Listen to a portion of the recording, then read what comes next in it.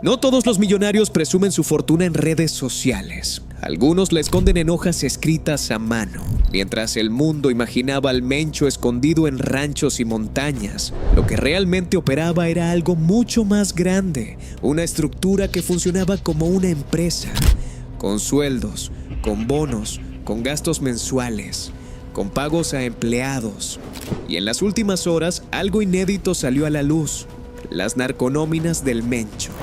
Por primera vez en la historia moderna del narcotráfico en México, se filtró un archivo detallado que revela cuánto pagaba el líder del Cártel Jalisco, nueva generación, a sicarios, halcones, lugartenientes, y también a policías, militares y funcionarios. No hablamos de rumores, hablamos de cifras, hablamos de hojas con montos exactos, hablamos de más de 15 millones de pesos mensuales solamente en gasto corriente. Pero lo más inquietante no es la cantidad, es la organización. Porque lo que revelan estas nóminas no es una banda desordenada de criminales, es una empresa criminal perfectamente estructurada.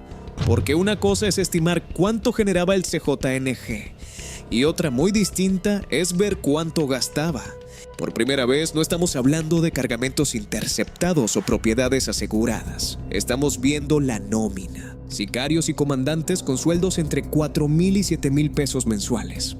Halcones e informantes cobrando entre 3,500 y 4,000 pesos semanales. Es decir, entre 200 y 235 dólares por semana. Pagos especiales que podían alcanzar los 60,000 pesos por operativos de vigilancia intensiva. Más de 3,500 dólares por evento. Decenas de apodos aparecen registrados: Moreno, Tragabalas, Maluma. Pero la lista no termina ahí. También aparecen pagos etiquetados con claves que apuntan a instituciones: PGR, Policía Federal, PFP, Judas. Municipios específicos con montos asignados: Tapalpa, 138,000 pesos mensuales. Eso equivale a más de 8,000 dólares mensuales. Chiquilistlán, 86,000 pesos. Unos 5,000 dólares aproximadamente. Financiamiento constante en Tomatlán y otras zonas estratégicas. El presupuesto mensual documentado en esa sola región supera los 15 millones de pesos, cerca de 880,000 dólares al mes. Y esto, según especialistas en seguridad, sería apenas el gasto corriente del entorno donde se ocultaba el propio Mencho. No el total nacional, no el total internacional, solo una fracción. Aquí es donde el lujo empieza a tener contexto, porque un imperio criminal no se sostiene solo con ingresos, se sostiene con pagos, con lealtades compradas, con logística financiada. Las narconóminas también revelan gastos operativos que van más allá de lo bélico, más de 800,000 pesos en despensas. Eso equivale a casi 47,000 dólares destinados únicamente a asistencia social, apoyos médicos, financiamiento de fiestas patronales y hasta gastos religiosos. 50,000 pesos para flores dedicadas a San Judas Tadeo, casi 3,000 dólares en ofrendas religiosas. No era improvisación, era administración. Como cualquier corporación, existía una estructura de recursos humanos, logística y relaciones públicas. La diferencia es que aquí el producto era ilegal. Y mientras todo esto ocurría, Estados Unidos ofrecía 15 millones de dólares por información que llevara a su captura. No es una cifra simbólica, es una valoración estratégica.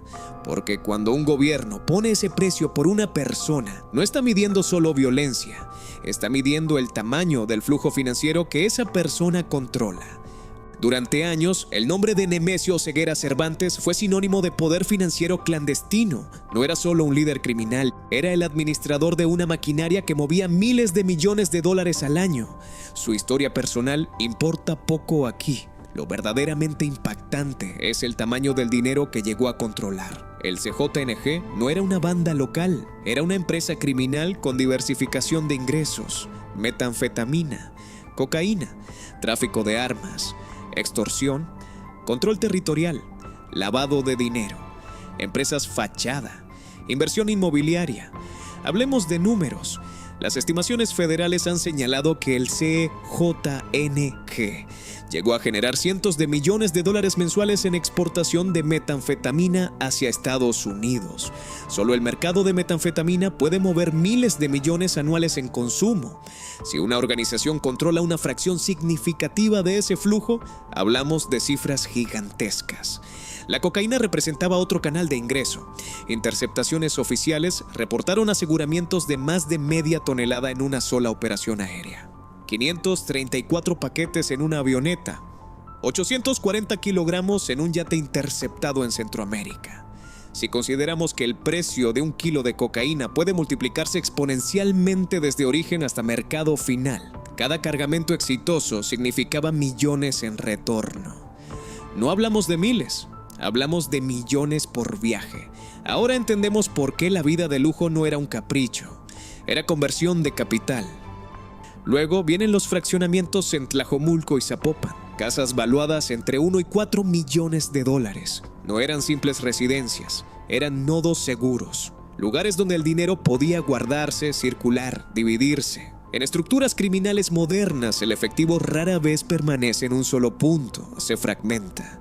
El Rancho, el Palmar, valuado en aproximadamente 150 millones de pesos mexicanos, no es solo una finca con albercas y caballerizas. Es un símbolo de poder regional, decenas de hectáreas, 3 fincas de lujo, lienzo charro, infraestructura para eventos masivos. Cuando conviertes efectivo en tierra, reduces riesgo. Cuando lo conviertes en tierra rural, aumentas control territorial. El Rancho. La esperanza en Tonalá mostró otra dimensión del exceso. Fauna exótica asegurada por autoridades.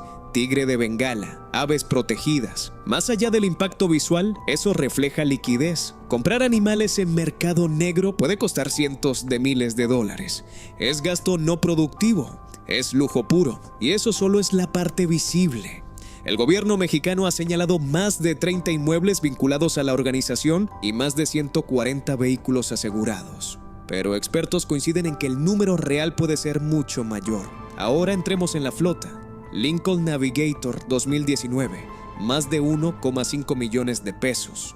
Lamborghini Aventador, alrededor de 380,000 euros. Porsche 911, turbose millones de pesos. Lamborghini Urus, más de 300,000 dólares. Aston Martin, BMW M2 Competition, Jeep Grand Cherokee, GMC Yukon, Mazda CX-5, Ford Figo Titanium. ¿Por qué tener un Ford Figo junto a un Lamborghini? Porque el poder verdadero no siempre se mueve en superdeportivo. A veces se mueve invisible. En logística criminal necesitas vehículos para todo. Transporte discreto, traslado de personal, operativos, escoltas, mensajería. La mezcla de autos de lujo y autos comunes es estrategia. En el aire, avionetas tipo Cessna, cuyo valor puede ir desde 400,000 hasta 4 millones de dólares dependiendo configuración. Estas aeronaves permiten vuelos rápidos, pistas clandestinas, aterrizajes improvisados. Cada vuelo exitoso puede equivaler al valor total del avión. En el mar, yates valuados en más de $1 millón interceptados con cargamentos de cientos de kilos. También se reportaron semisumergibles y estructuras marítimas clandestinas. Eso ya no es improvisación, es ingeniería financiera y logística. Ahora hablemos del lavado. Para convertir millones en patrimonio legal, necesitas empresas, constructoras, hoteles, agricultoras, inmobiliarias, restaurantes, negocios de fachada. El Departamento del Tesoro de Estados Unidos ha sancionado múltiples empresas vinculadas a redes de lavado asociadas al CJNG. Esto implica que el dinero no se quedaba en efectivo, se integraba al sistema. Comprar propiedades en Tijuana, inversiones en zonas exclusivas, propiedades en Riverside, California, valuadas en más de $1 millón. Cuando la presión sube en México, el capital migra. El lujo cambia de forma, de rancho a suburbio estadounidense. Eso es estrategia patrimonial. La pregunta es, ¿cuánto valía realmente su fortuna? No existe cifra oficial confirmada. Algunas estimaciones extraoficiales hablan de cientos de millones. Otras apuntan a miles de millones considerando flujo anual. Pero el punto no es el número exacto, es la escala. Una organización que puede perder media tonelada de droga y seguir operando no está trabajando con márgenes pequeños.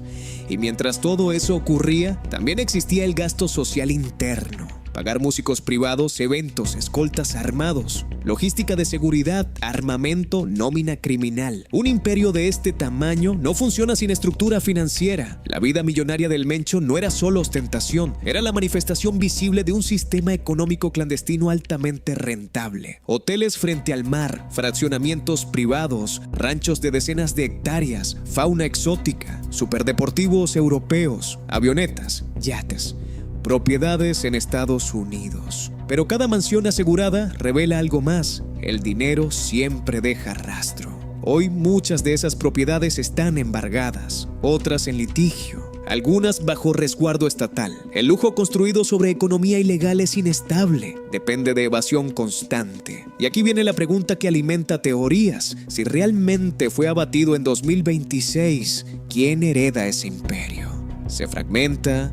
¿Se redistribuye? ¿O simplemente cambia de nombre? Porque el dinero no desaparece, se mueve. Y cuando hablamos de cientos de millones, el poder no termina con una persona.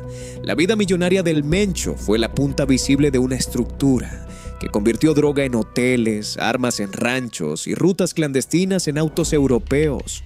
Esa fue la verdadera dimensión de su riqueza. Hoy, muchas de esas propiedades están bajo resguardo del Estado. Otras enfrentan procesos judiciales complejos. Algunas podrían regresar a manos privadas tras litigios prolongados. El destino final de ese patrimonio aún está en disputa. Lo que queda claro es que la vida de lujo atribuida al Mencho fue parte de una estrategia: diversificar inversiones, asegurar refugios, mover capital y proyectar poder. No fue únicamente ostentación, fue estructura financiera. Al final, más allá de si las versiones sobre su muerte se confirman o no, la historia deja una lección evidente. El lujo no garantiza impunidad. Las mansiones pueden ser allanadas, los vehículos decomisados, las cuentas congeladas. Y cuando la narrativa se desvanece, lo que permanece no son los autos deportivos ni los tigres exóticos, sino las consecuencias sociales de un modelo que mezcló violencia y dinero en proporciones colosales. Así era la lujosa vida atribuida al hombre que durante años encabezó uno de los grupos criminales más poderosos de México. Un imperio construido entre hoteles frente al mar, ranchos fortificados, suburbios estadounidenses y flotas de lujo. Una historia donde el brillo del oro siempre tuvo una sombra detrás.